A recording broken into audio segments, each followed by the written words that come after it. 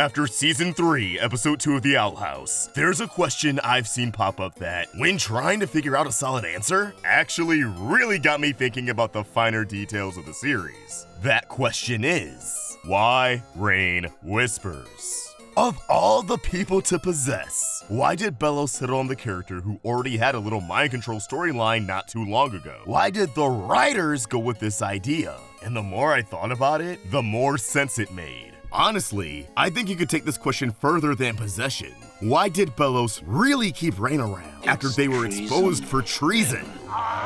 Why did Belos even elect Raine to become the head of the Bard Coven in the first place? Raine has gone through hell and back, and it may just feel like they're getting bullied by the Owl House crew, but I think it all really drives a point home. Belos really hates Evelyn. Now you might be thinking, but Kevin, what does Caleb's girlfriend have to do with any of these characters in the present day? Everything! One word, projection.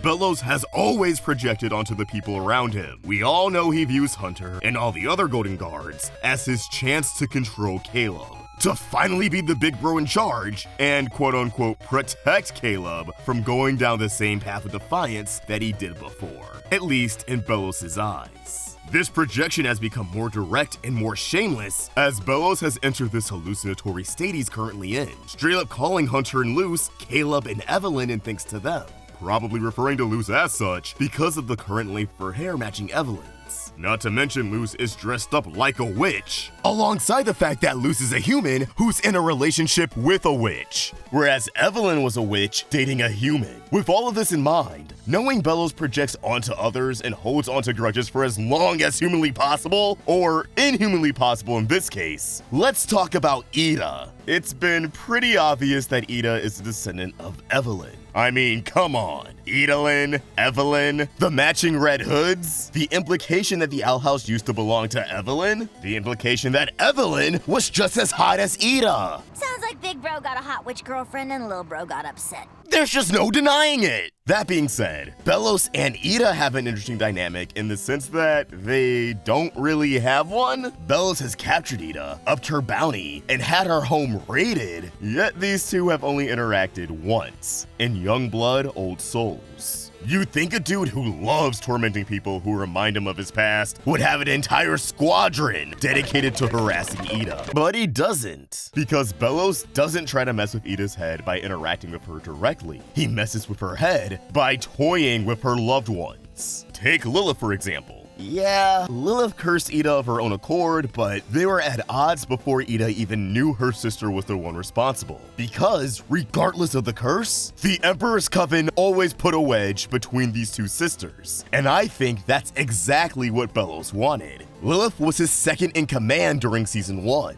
in which she was constantly tasked with arresting her sister. He dangled the false promise of curing Eda's curse once she was brought to him, when in reality, he was plotting on turning her to stone, which he might have known would have been a bust anyways, given that he was well aware that Lilith and Luce had to survive long enough to travel back in time and help him discover the Lyclith back when he was Philip Woodabane. Still, whether if he knew or not, I'm sure he was happy to hear that Eda and Lilith both lost their magic, because at the end of the day, he views it as one big middle finger to Evelyn. And what happens not too long after Eda's failed petrification and Lilith leaving the Emperor's Coven? The old leader of the Bard Coven is suddenly retired under vague circumstances, almost as if he was forced, and Raine takes his place. Belos loses one way to emotionally manipulate Eda and immediately replaces it with another. Yeah, that's right. I believe Raine was specifically chosen as head of the Bard Coven for no other reason than Belos knew they and Eda were an item. And he knew that, at the very least, seeing Raine in such a position would really bother Eda. Where Belos goofed up is that he severely underestimated how resilient and how rebellious Raine truly is, which may be his undoing in this current circumstance. It's so telling to me that Belos decided to just have Raine brainwashed after finding out that they were staging a coup, Kikimora feeding the excuse that there isn't enough time to find a replacement, when Darius had the exact opposite information and clouds on the horizon.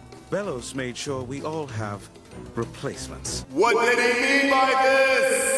There's also the fact that neither Luz nor Eda would want Raine to get hurt just to stop Belos, which we saw firsthand in Follies at the Coven Day Parade. It would be better for them to just try and break Terra's spell, although Raine never needed saving in the first place. Perhaps Belos knew Raine was faking it, but felt that they would be the key to weeding out Eda for the Day of Unity, and that regardless, they would all perish under the draining spell. But either way, I do believe this is all the accumulation of a multi-century beef with his brother's girlfriend. Of course, there's no denying that when it came to actually possessing Raine, Belos saw an opportunity to get revenge on Raine directly for their constant defiance. But now Belos himself, through this possession, has that immunity from Luz and Eda. Once they realize what's happening with Raine, they're gonna avoid hurting him. But at the same time, Belos still gets his petty revenge against Evelyn by hurting her descendant's loved one. This possession eats at the host until there's nothing left, evident with the countless animals he bodyjacked on Earth and Hunter's new scars. There's a limited window of time they have to save Raine, as we already saw Belos' essence bleeding out of them. It's ironic that Raine is the head of a coven that plays with strings, only for Raine to become a literal puppet in a situation where Belos is pulling the strings.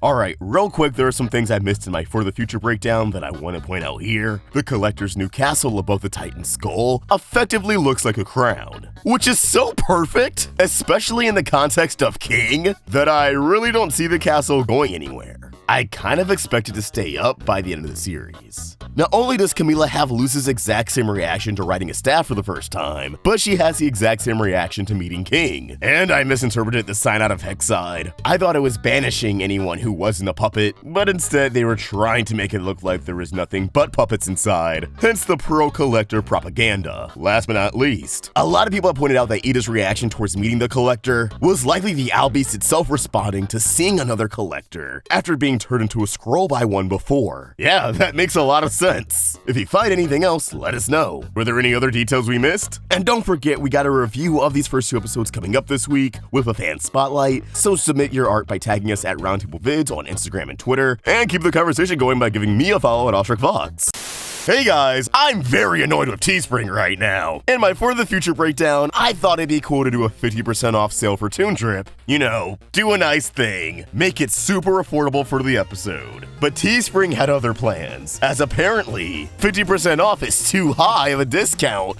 and the platform won't allow it. So I tried to lure it more and more. 40% wouldn't work. 30% wouldn't work. 20% wouldn't work. And I just feel kind of sad and defeated. Cause what? I replaced a 50% off sale with a 10% off sale? That just feels like I cheated. So I'm really sorry. I'm putting on the clown nose. It's honestly really embarrassing. But I'm gonna try to get a code working and feature it in my next video, even if it isn't nearly as much as I wanted. If you tried to buy it and the code didn't work and you left a comment, thank you for leaving a comment, and I'm so sorry. That's all there. But as always, these are just my thoughts, and I want to hear yours. Why do you think Belos possessed Raine? How could Whispers be freed? Let us know your thoughts in the comments below. And keep the conversation going at Roundtable Vids and at AllSharkVox on both Instagram and Twitter. If you enjoyed this video, please throw it a like and subscribe to the Roundtable for more great cartoon content. Thanks for watching, and I hope you guys have an awesome day. See ya!